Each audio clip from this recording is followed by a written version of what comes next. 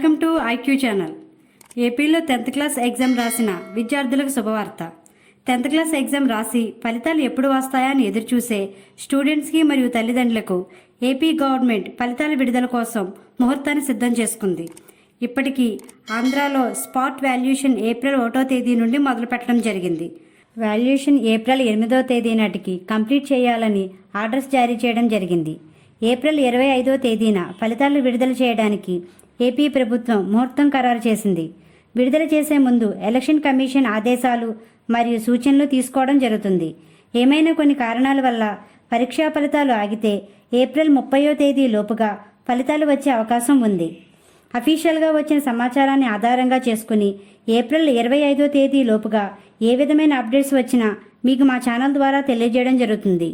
మా వీడియో కానీ మీకు నచ్చినట్లయితే లైక్ చేయండి, షేర్ చేయండి, కామెంట్ చేయండి. ఇలాంటి మరెన్నో వీడియోస్ కోసం మా ఛానల్ ఇప్పుడే సబ్స్క్రైబ్ చేయండి.